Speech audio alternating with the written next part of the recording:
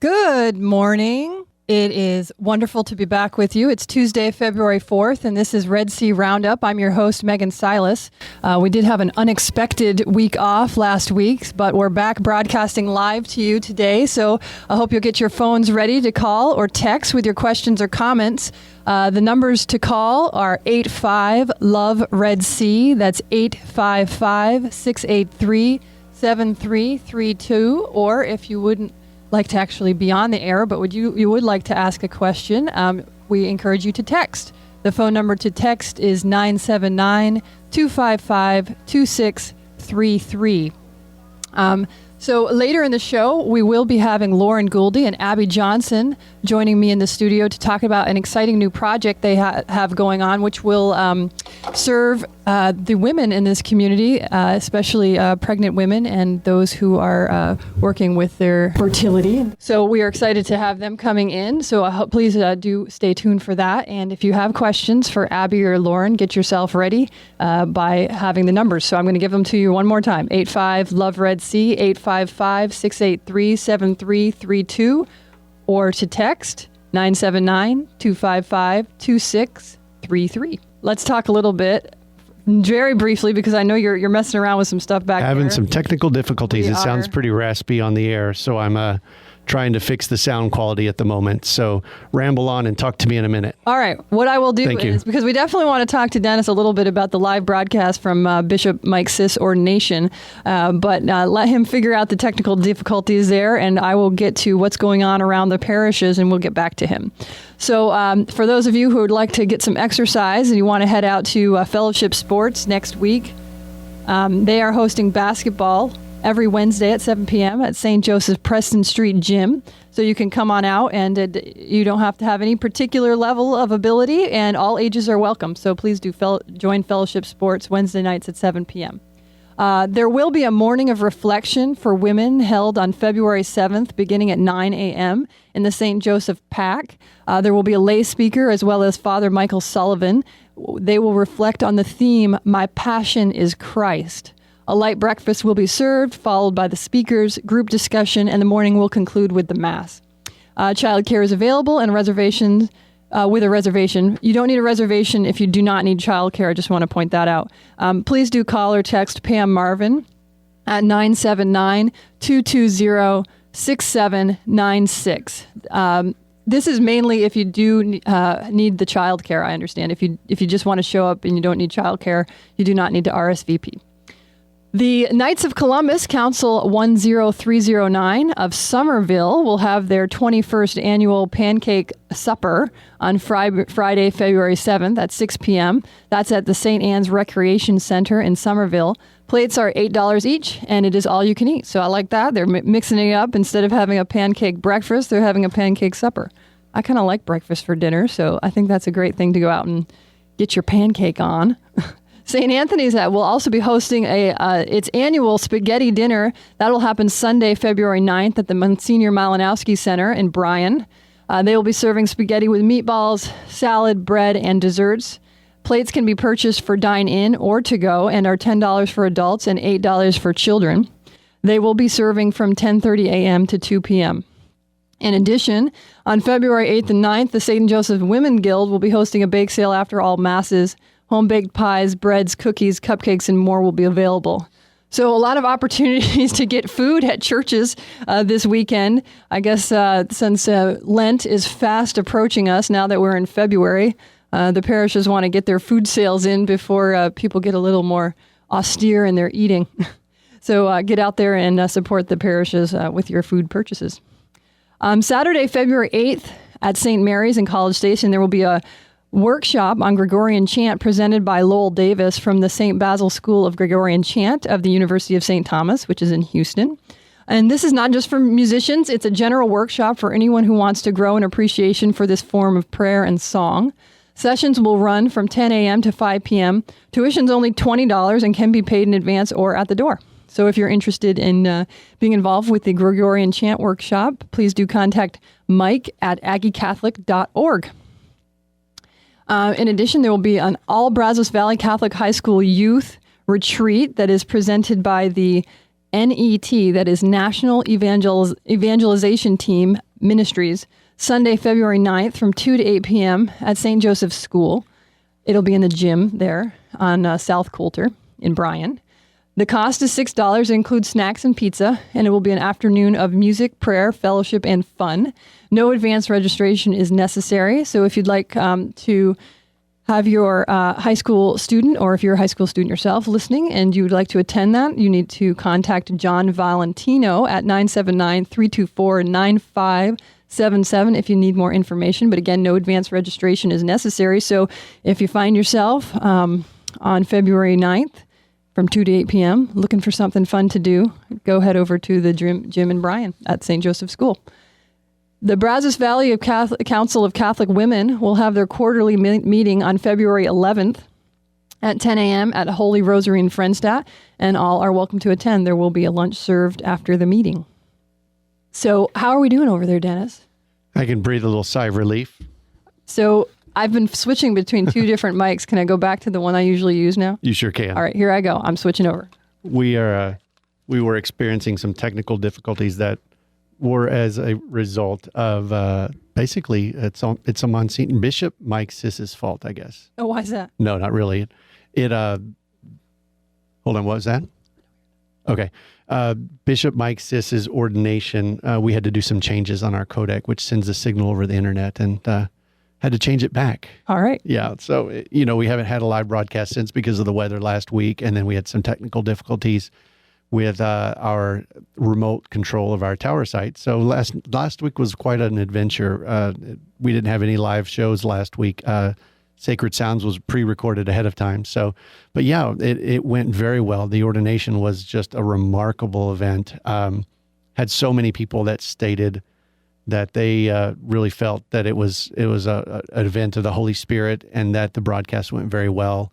Lots of prayers went into that broadcast. Our sound quality was to be desired on some of the inputs from the arena, but they had actually told me they had never had so much load on their system as they've had during that event, because they had several inputs from the organ, multiple choir inputs, multiple microphone inputs from the altar, and it was just amazing that we could even pull off the broadcast. So it was very exciting. It was great. And I did listen at home, and it sounded wonderful on my end. And I have to admit that I really enjoyed the interviews before the thing, but I did actually get online and watch it through the computer, the Diocese of San Angelo's thing. But it was an amazing thing to just watch on TV. It was really inspiring, and just to see all those clergy and religious and deacons and everything. It was such a beautiful display of just Catholic joy. It was amazing. It was a little shot in the arm or a kick in the butt. Whatever you want on my part that I needed, I know. I needed something to kind of shake me,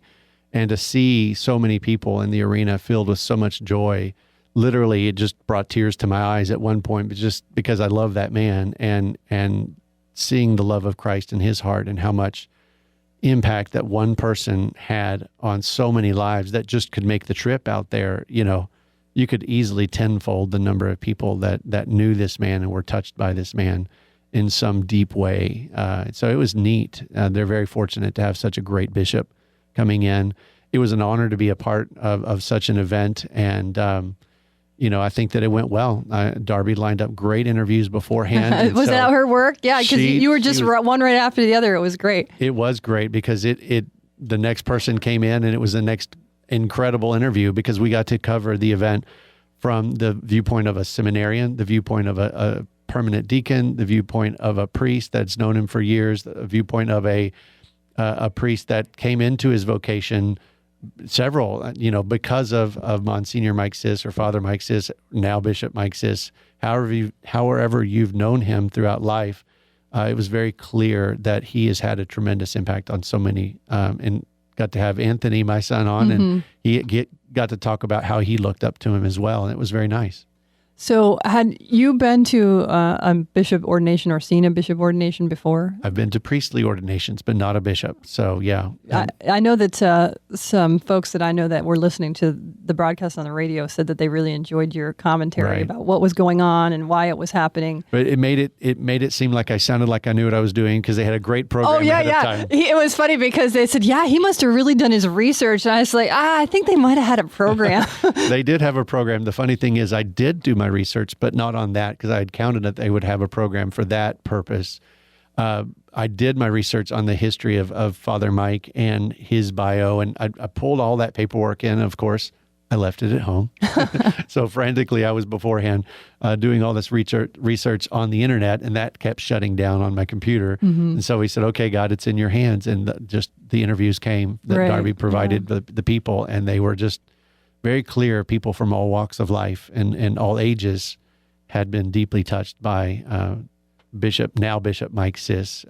It was just really, really nice and very beautiful. And we got home safely at a little after 1 a.m. We surfed on the edge of an ice storm the entire way. Right. Yeah. And that is why we did end up canceling the Red Sea Roundup show the next morning. Not only was Dennis trying to figure out what was going on with the computer at 3 a.m. in the morning the night before, but then when school was delayed 2 hours, and I have children, and both of the guests that were supposed to be on had children, and weren't going to be able to make it by 9. We made the call. And I breathed the sigh of relief. But we were getting ice about 20 minutes into the trip on our windshield. And so we're like, oh gosh, here we go. So it was a nerve-wracking trip, but we made it home.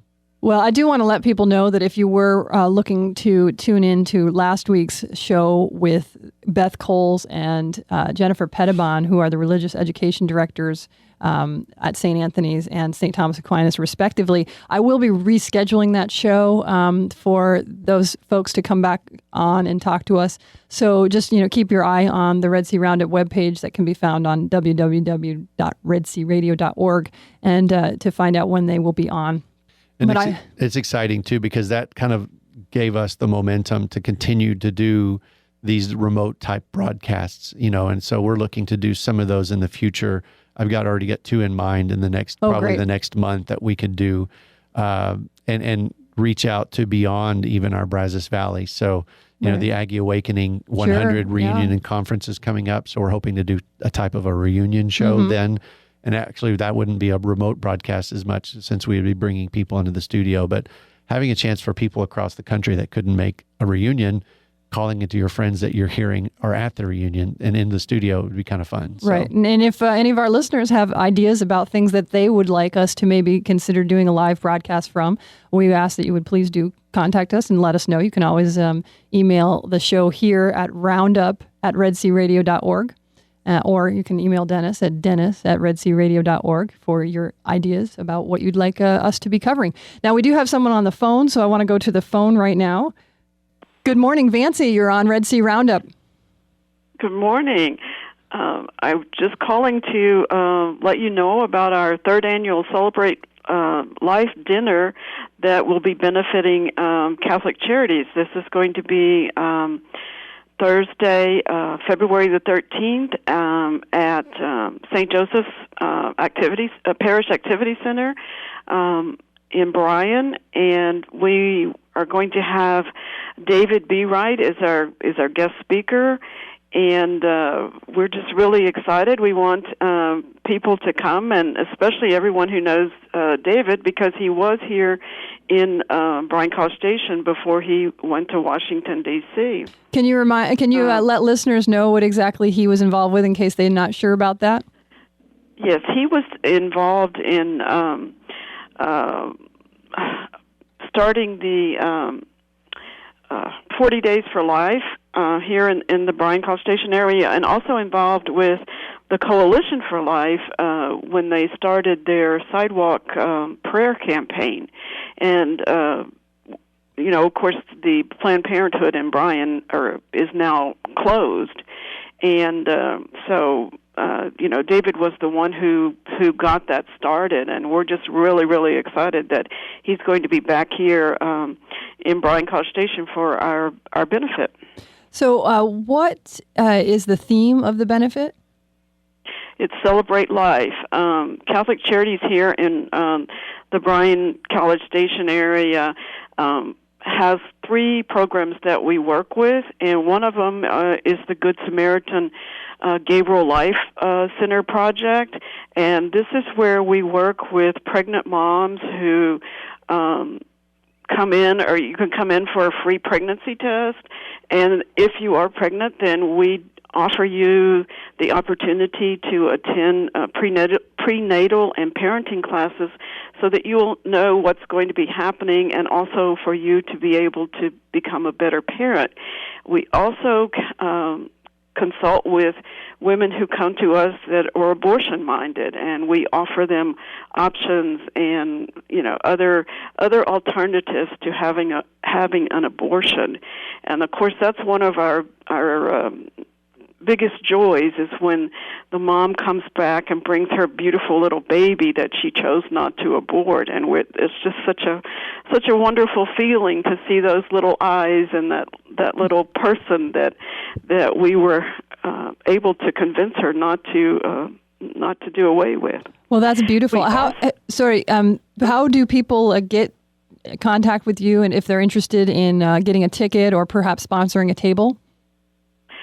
They may call 822-9340, or they can email me at Vancy-Mays@cctx.org, and they can also go on the Catholic Charities website at ccctx.org, and they can register online. Oh, great. Tickets are $50 a person, or tables start at $500. Mm-hmm. And so we are just hoping that more people will be able to come and join us and be able to hear David. So for the culinary-minded among us, what are you serving? We're having barbecue from J. Cody's. All right. Well, that sounds great. And go ahead. And Dennis is going to be our MC. So that's reason enough to attend. No, right. That's reason enough to attend right there. Don't let that scare you, folks. That's right. That's right. So we hope that everyone will come, and we do still have tables available. So please call us this week so that we will be able to get a number to the caterer by the end of this week. Okay. Well, thank you so much, Vancy, for calling in. And please, I hope the listeners will consider attending the benefit dinner for Catholic Charities, which is going to be on Thursday, February 13th. Have a blessed day, Vancy. All right. Thank you. Thank you, Vancy. Bye-bye. Bye now. All right. Well, that's great, because that wraps up as far as what I know is going on around the parishes this week. I would like to ask listeners that if you know of things that are going on, please do consider calling in, or if you don't want to call in before the show, perhaps email roundup@redsearadio.org. I know that there are some parishes that are in the area that don't keep up to date with putting their bulletin online. And since I obviously can't go to all the parishes and grab the paper bulletins, I do rely on what's online to tell what's going on around the parishes. So please do consider keeping us informed with your emails if I'm regularly missing things at your parish. So I really do appreciate that help from the listeners. We're going to be going to a break before too long. I don't think we're actually going to have time for Around the World this time, but that's all right. We have an exciting show, an interview coming up with Abby Johnson and Lauren Gulde about their new project that they have going on. So I hope that you will stay tuned in and consider calling in. Before we go to break, I do want to give the phone number. It is 85-LOVE-RED-C, 855-683-7332. Or if you would like to text, please do at 979-255-2633. So definitely excited to be back after a week off, and very much looking forward to the interview that's coming up. So Dennis appears to have got everything in order over there. He's looking very calm. Thank you for any prayers you've offered. But yes, the systems are all go. All right. Sounds great. So I think this is the great time to just go for a break, and we will be back on the other side of the break with Abby Johnson and Lauren Gulde. Good morning and welcome back to Red Sea Roundup. I'm your host, Megan Silas, and I've had two lovely ladies join me during the break. I have Abby Johnson and Lauren Gulde here to talk about their new project that they're working up here in the Brazos Valley. Before we get to the interview, though, I do want to give out the phone numbers one more time. 85-LOVE-RED-C, 855-683-7332 to call, or to text 979-255-2633. So what I want each of you to do, so people can get used to what your voice sounds like and just get a little background on what brought you to the point where you want to get into this project. Just tell us brief history, because I know you both have really extensive histories, and a lot of the people listening probably already know a little bit about both of you. But for those who don't, just give a little brief history about your background as far as why you wanted to get into working with women and their health issues here in the Brazos Valley. I'll go first. My name is Lauren Gulde, and I've lived here ever since I came to college at Texas A&M, and I'm the founder of the Coalition for Life, which started, what year? 98. 98, thank you. Way back then. And I've been involved, in pro-life work since college all the way through, and with my involvement with the Coalition for Life and since then. So it's been a passion of mine for a long time, and sincerely helping women and helping women in crisis, and all the way through, the difficulties of things that women encounter that they need help with. So it's been a passion of mine, and something I've been praying about in the last year or so with all the changes that have been happening in our community, with Planned Parenthood closing. And I've just really been praying about what's the next step? What am I supposed to do now? And I think a lot of people have been, thinking about that and praying about that. And so now we have an opportunity to do more, and I'm really excited. And so that's why we're here today to talk about Guiding Star Brazos Valley. Great. Abby? Yeah, this is Abby Johnson. Lauren is the one with the sweet voice. But many of you know me. I was the director of the local Planned Parenthood here, which is now closed as of August 1st, and left in October of 2009 after having a very life-changing moment, and walked away from that. And I got into Planned Parenthood because my goal was to help women. And I realized, after being there for 8 years, that I was actually hurting women. And so, I walked away. And when the Planned Parenthood closed, one of my first thoughts was, okay, now this is our opportunity to really be pro-life in this community.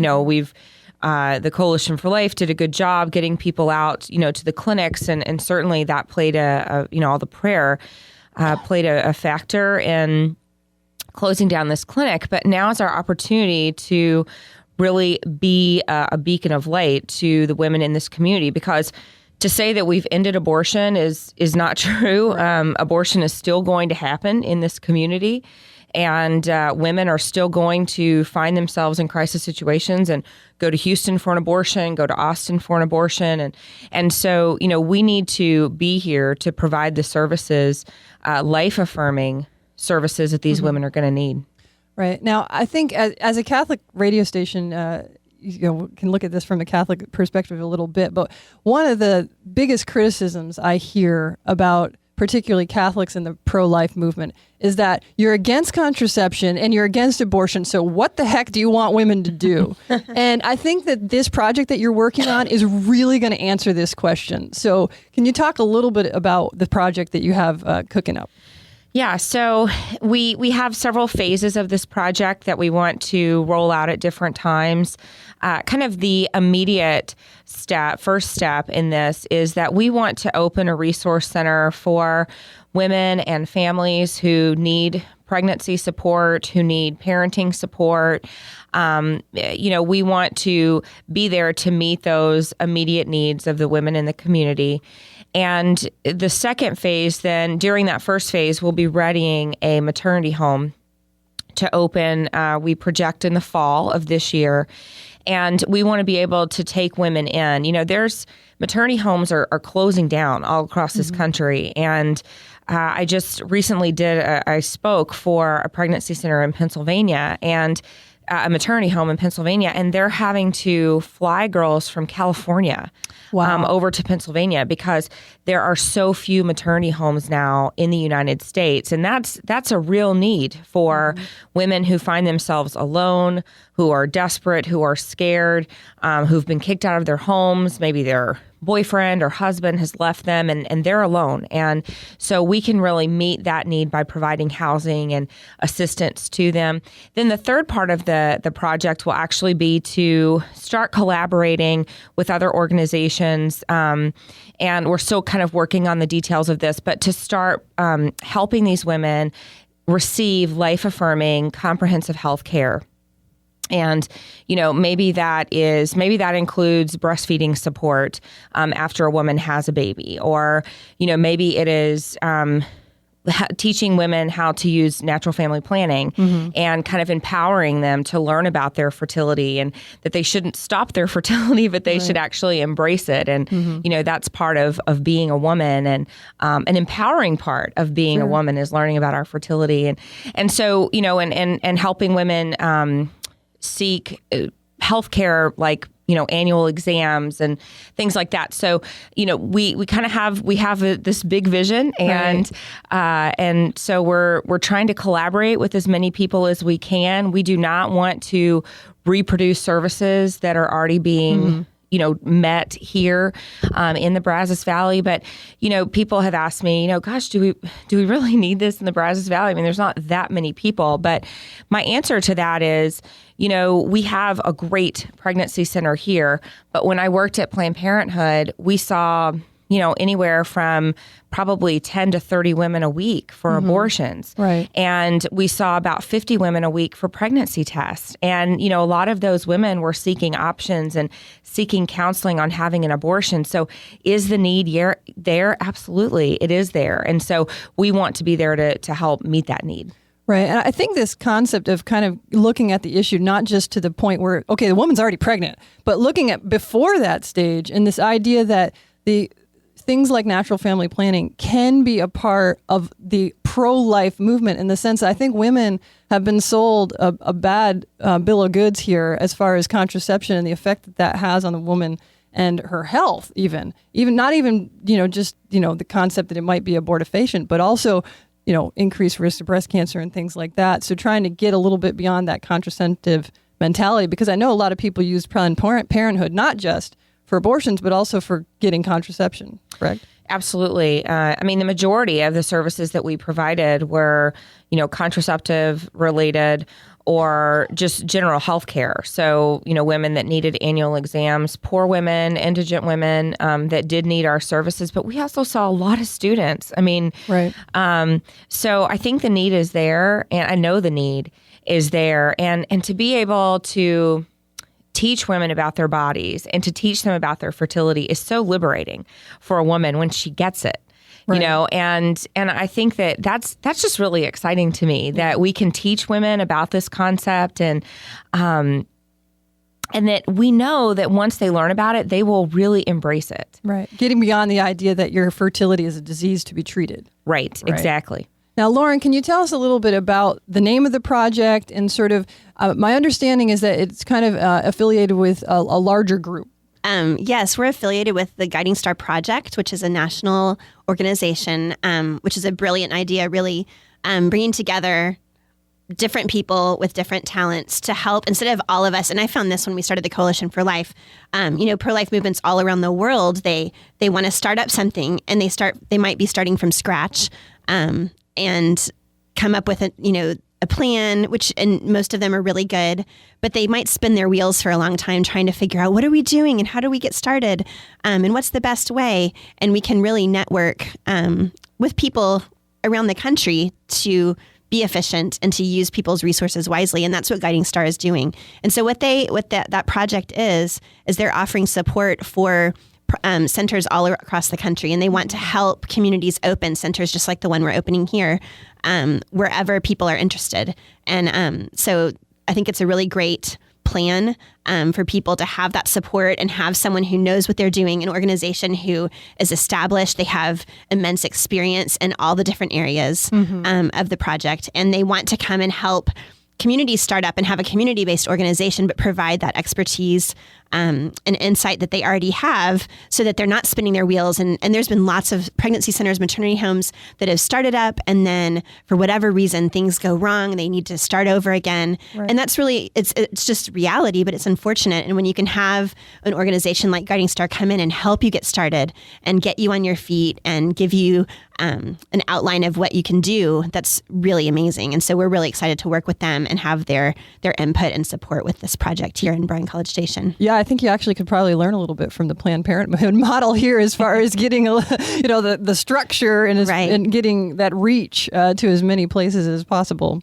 Yeah, and I think what's really great about Guiding Star is that they truly want all of their centers to be community-based. Mm-hmm. So, here in our community, we have a pregnancy center, but we do see that there could be an expansion of that, maybe providing maybe some of the same services, but also providing different services to help complement each other. We have a great birth center here, and so we don't need to open a birth center because there's already one here. We have some of these services here, but we are lacking some things like a maternity home. Right. And so, it's really community-based and community-focused and saying, what are the needs for this particular community? We've looked at some other communities that already have a maternity home, but they don't have a life-affirming women's center where women can go and receive NFP help and education and, receive healthcare without being pushed to contracept or, different things like that. And so, Guiding Star can go into a community and say, okay, what's already there? And what are the needs?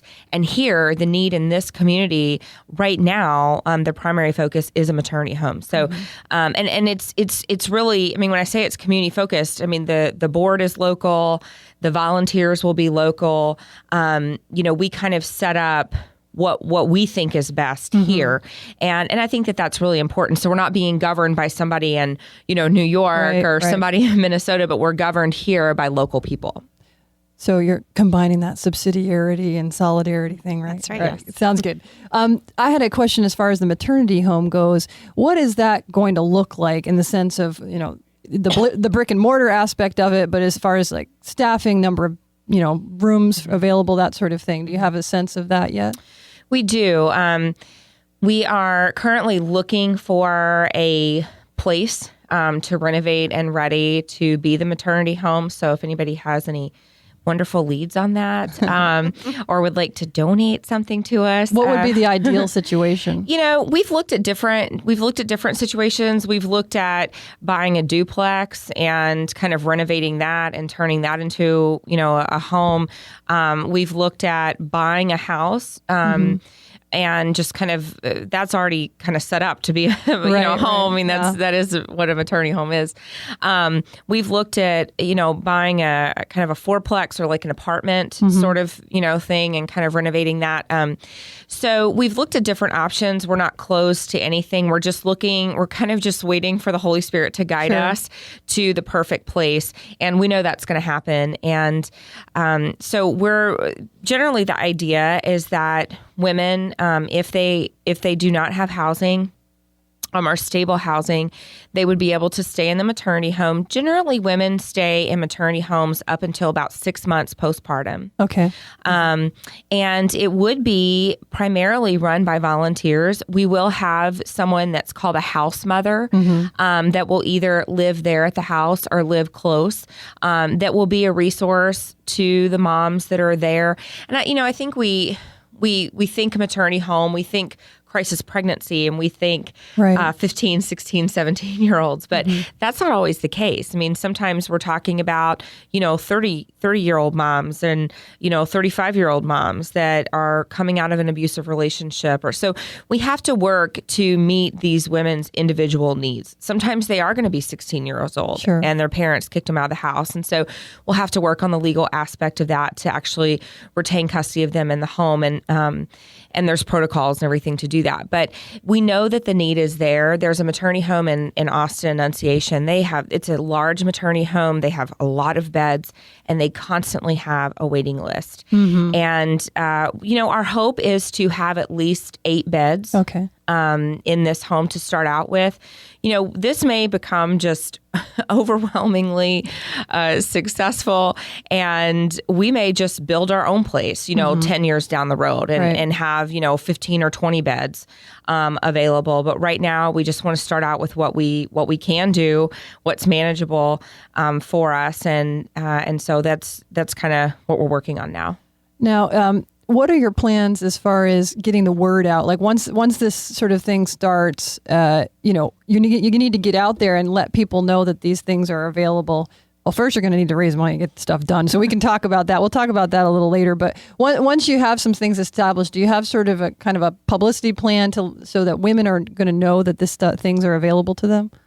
Yeah. So generally with maternity homes, with pregnancy centers, with things like that, word of mouth is going to be really our best advertising.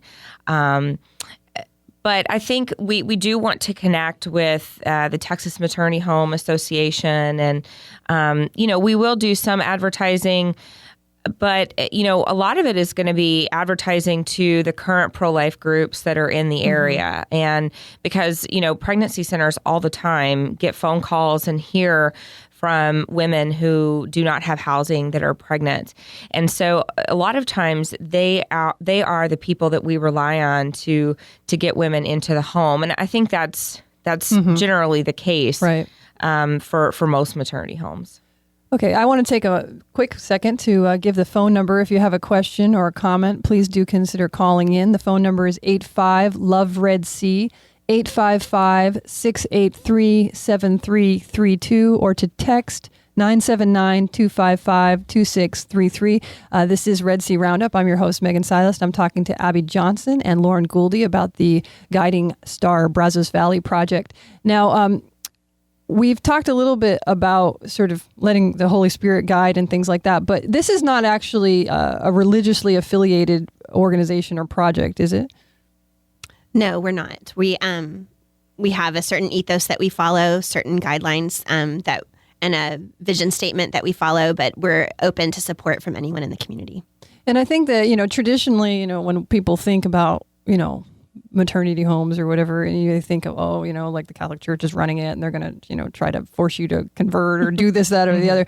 I think that aspect, that even though it's run in a way that's sort of in keeping with the teachings of the Catholic Church, as far as the ethos of, life affirming and things like that, the fact that maybe it's not affiliated might be helpful in making people feel a little more comfortable getting in. Yeah, I think that's true. I think, I have a ministry for abortion clinic workers, and I think sometimes they'll call us and they think, we're going to make them attend a meeting where you carry snakes around on your head, or, or we're going to all pray the rosary now via conference call at 8:30 at night, every night, And so I think it's important that we have an image where we are accepting, and really the Catholic Church does just that, right? So, the Catholic Church is never going to turn anybody away because of their lifestyle. I mean, we want people to come in and learn about, the Lord, and so I think that one of the things that maternity homes and pregnancy centers do very well is by showing women the love of Christ. Without preaching to them, without forcing them to believe what we believe, and I think eventually they come around to that truth, whether it's they become Catholic or they but that they just become people who are followers of Christ, which is really, of course, the goal. So no, we are accepting of any woman who's in need of assistance. And I do think that it's important to really reinforce this idea that being sort of more in favor of natural family planning and that sort of thing is not just a Catholic thing. It doesn't have to be just relevant to that. And I think in the past, it maybe has been framed that way, not necessarily by Catholics in particular, but maybe the media or whatever. It has said, this is just for like fringe Catholic people. Not even most Catholic people follow it. So, but I don't think that really the argument for it has gotten out there in a way that's resonated. Yeah, I completely agree with that. And, I've always found it interesting that it does kind of come off as this Catholic argument, because really it's just a woman's argument. Mm-hmm. You know, if you love your body and you want to be in tune with your body and you want your body to work in the way that it was made to work, then, you know, putting harmful hormones into your body for contraception that's not the thing to do. And in fact, we have a fertility care center in Austin, and a lot of our clients are not even religious people, but they are people, you know, who don't want to put chemicals into their body to contracept, and so that's been a really interesting group of people that we've been able to reach through this, and to help people understand this. Look, this isn't just a Catholic thing. This is a, you know, I want better for my body type of thing. Right. All right. We have a caller on the line. We have Barbara calling from St. Anthony's Parish. Good morning, Barbara. Good morning, Megan. How are you doing today? I'm doing great. Having a wonderful time talking with Abby and Lauren here. What did you want to call and ask about today? Well, first of all, I just want to thank both Abby and Lauren for doing this. I'm just so excited about it. And Lauren has had us on the edge of our seats for a couple of weeks now. She started teasing us on Facebook and saying, and we were all wondering, what's it going to be? What's it going to be? But we were just so excited to find out what this is. And it is definitely the most needed resource that we could ever have in this community. And what an outcome after what we've been through in this community for Lauren and Abby to be on opposite sides of the fence and to come together like this in such a way. It is just such a testimony to God's grace, and I am so pumped and excited about it. But my question is, how can we pray for y'all? What specific prayers would you like us to add to our list for this? And how can the public get involved to help you? All right. That's a great question. I think just kind of an immediate prayer request is that we find the perfect place to house this resource center and the perfect place to make ready a maternity home. That's kind of the immediate prayer request we have. But, you know, also that God be preparing the hearts of people in the community to accept this vision and to really get on board with it. And Lauren can kind of talk about, you know, the way that we're going to handle people that are interested and people that want to volunteer. Sure. Thank you for calling, Barbara. We have a website set up called guidingstarBrazosValley.com. And on the website is going to be our main central hub for all of our information. So that would be a great place if someone wants just one go-to spot to get information about what we're doing here. That would be the first place to go. We're also on Facebook. We have a Guiding Star Brazos Valley Facebook page. And we also have an event page set up for a gathering that we're having in just a few weeks on February 16th. That's a Sunday afternoon at 2 p.m. right here at St. Mary's in the Activity Center. And we're going to be sharing a lot more about our vision, about our plans. I know a lot of things are going to happen between now and then that we'll be excited to share with everyone. And also talking about, you know, the logistics of how do we do this? What volunteers do we need? What can you do now? And what can you do in a few months, in a year? There's going to be so many opportunities for people to get involved. And I think that's one of the really beautiful things about Guiding Star Brazos Valley, as there's going to be pretty much a spot for anyone. Whatever your talent, whatever your gift, wherever your heart is, we'll have a place for you. So we would love for you to come to that event on February 16th here at St. Mary's at 2 p.m. and learn more about it. And we're also going to talk about, you know, the reality that we need to raise money. We've already gotten some generous donations in, which we're really thankful for. But we all have to have a hand in this and bring this to fruition. And so we're going to talk about that too. I'm going to be honest, but we really just want to have people come and learn more and get involved. And this is going to be a great opportunity to do just that. All right. Well, thank you so much. Exciting. Thanks, Barbara, for calling. Thanks, Barbara. Can I say one more thing? Okay, go right ahead. If it's okay. I just wanted to say, I'm going to go into St. Anthony's Parish Center right now, where about 50 Italian ladies are busily getting ready for the spaghetti supper, which is happening this Sunday at St. Anthony's, our famous spaghetti supper. That's good. All right. So I'm going to talk it up. All right, everyone, Thank get you, out there. Barbara. Community will come out. Thanks, Barbara. Now we do have another call, and I'm not sure if she's going to actually be able to speak, but I have her question in case she can't. Amy, are you on the line? All right. Well, I'm going to ask the question for her. I have it. She was wondering if you're going to have any resources available for girls who are in a crisis pregnancy. They are teenagers, and they would like to continue with their schooling. Is there any way that they're going to be able to be helped out in that process? Yeah, so that's something that we've discussed and we're looking into. It may be that we set up some sort of childcare system for young moms who want to continue their education, because that is very important. Mm-hmm. And that's something that we really believe in, that, having a child is not going to, that doesn't mean that all of your goals and your dreams have now vanished and you can't do what you want to do. We certainly want these girls, these young women, to finish their education. We believe that's very important. And so that is something that we're actually talking about. I don't think that network is set up here in the Brazos Valley. And I think that there's a lot of people that would be willing to assist and help. And there's also daycares here in the Brazos Valley that do take the child care subsidy. And so we can assist them in applying for that. Mm-hmm. We are definitely ready to do that. And, whether it's that, maybe they have to pay $100 a month for daycare and that's just not possible for them. Right. That's probably a need that we'll be able to meet for them. Mm-hmm. And so, we're definitely exploring that. We're here to meet these women where they are at that moment in their life. And we don't want anybody to say, look, I can't finish my education. I can't finish high school. I can't finish my college degree. That is definitely obtainable with the help of the community.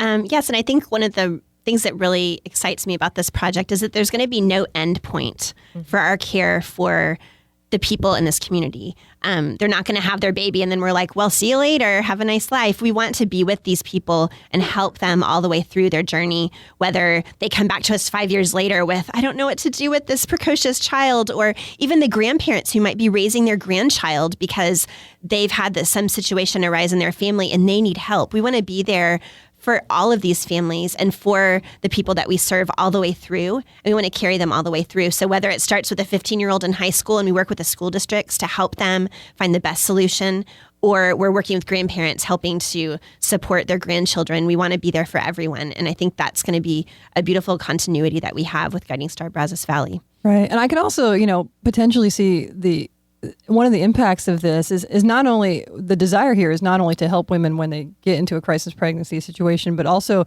to maybe prevent those crisis pregnancy situations in the first place. Yeah. So this idea of really caring for the whole woman and this concept of knowing your worth and your value, I think really does help with that situation, because I think one of the things that sort of the contraceptive culture has said is that a woman's body is there to be used in a certain way, even, by her. She uses it. She allows it to be used by others. It's a commodity. And I think this sort of project of looking at as a person, as a real individual, and caring for them in different phases of their female life will help with that. Yeah, and I think too, our society has basically told women that if you find yourself in an unplanned pregnancy, then you're broken. Right. And, even the language that women use, if they want to get their tubes tied, or, men want to get a procedure, and they'll say, oh, I'm going to go get fixed, as if our bodies are broken because we have the ability to have children. Right. And so I think, part of what we're trying to do is really kind of debunk that and to say, look, God has made you beautiful the way that you are, and you don't have to go fix yourself. You're made, wonderfully made. You're wonderfully made. You're perfectly made. And so, but part of that is providing assistance for these women when they do find themselves in a crisis. Look, I was 26. I was married when I found out that I was pregnant with my daughter, Grace. I had a good job. It was a crisis in our home. Okay. I was not planning to have a child 5 months after, not planning to get pregnant 5 months after I got married. It was a crisis in our family. And well, not with my parents, of course, they were excited, but with my husband and I, because it was unplanned. And so there may be times where, we have that 26-year-old woman who has a career, that's married, that has, everything, just a nice situation to have a baby, but that is a crisis in her life. And she just may need somebody to come and listen to her and be her friend and to be her advocate. And that's really what we want to do. We want to be advocates for the women in this community. Right. Now, how do you see any sort of outreach or anything to the male members of the community being involved in this, if at all? Yeah. Well, I tell people when I give my talks, I've only known one woman to ever get pregnant without the physical assistance of a man. So I think it's very important that we, in the pro-life movement, we're not just about saving babies, but we're about growing families. And so I think that's really important. I think that's a model of Guiding Star, is that, we're trying to reach out to families, and we're trying to, if there are problems in the families, we want to be problem solvers. We want to give solutions to these families. And so I do think that we will do a lot of outreach with men. And maybe that's having a daddy program, having a fatherhood program in our center. Really, it's like what Lauren said, the sky's the limit. Whatever this community needs, we want to be there to provide it. And we've already had numerous men just yesterday contact me. They're so excited about this. They want to help. They're willing to do anything. And I think that calls to a man's noble heart. They want to help. They want to support. They want to save women from falling into difficult situations. And when they're there, they want to help them get out. And so I think this is a beautiful way for men to be involved and to help. And we welcome them, and we're eager to work with them and have them be involved, definitely. Yeah, and I think that if you allow men to view themselves as that protector that God created them to be, it really can change society to a great degree as well. Definitely. So I think that's another certainly positive impact. Now, for people who are listening, who are their appetite is whetted, they're thinking, "Oh, I might like to get involved with this." Can you just kind of give a preview of maybe some areas that people potentially could be involved on a volunteer level? Yeah, so we are going to, when we open this resource center for moms and dads and families, we are going to primarily have that staffed by volunteers. So, if you're a person out there, if you're a man that maybe wants to mentor some of the men that are involved in these crisis pregnancies, we want to hear from you. If you're a woman who is like, you know what, I just really feel a calling to talk to these young women. Maybe you have your own experience in a crisis pregnancy or with an abortion, or, we want to hear from you. If we would like to provide post-abortive healing ministries for the women in our community, we would like to provide a ministry for women who have experienced the loss of a child through miscarriage. And so there's going to be a lot of opportunities. And you know what, you may say, I am really good at filing documents. We're going to need you. We're going to, we could use you right now. Absolutely. I'm really good at answering the phone. I'm friendly to people on the phone. I have a lot of patience with giving directions over and over again. You know what? We're going to need you. And so, you may be a handyman in the community and say, I don't know what I could do. I'm an electrician. What can I help with? You know what? We're probably going to need you. Right. So there's a place for everybody to get involved. And like Lauren said, you can go to our website, guidingstarBrazosValley.com, and there's a Get Involved link on there. You can, put in your information, and that will collect your information for us so that we can contact you in the future. Lauren, can you tell the listeners one more time about the event that you're going to be having? Yes, we're having our Just the Beginning launch party. It's going to be on Sunday, February 16th at 2 p.m. at St. Mary's in the Activity Center. It should be just an hour and a half, 2 hours. We're going to have desserts. We're going to have speakers. We're going to share our vision. We're going to have some of the Guiding Star Project, National Project board members there as well. And we're just really excited to have people come if you want to learn more and get involved. So it's free. Bring your family. Come and learn. Casual. Yeah. We're just wanting to get everyone together. I know there's a ton of people super excited, and this is going to be a great opportunity for people to get together and get involved. Well, so definitely encourage y'all to like them on Facebook, because I'm sure they'll be doing updates on that. And you can certainly listen into Red Sea Roundup, because as you know, we like to give what's going on around town. So I want to thank both of you for being here. It's a pleasure to get a chance to talk to you, and I'm really excited about what y'all are up to. So keep up the good work, and we will certainly keep you in our prayers. Thank you. So what I wanted to say now is, again, please do send any show ideas or anything to roundup@redsearadio.org. And I hope you will join me next week. We will have Frank Shannon, Director of Development for St. Mary's Student Center. He'll be talking about their expansion project. So until then, when choosing between the values of heaven and the world, always round up. God bless and have a great day.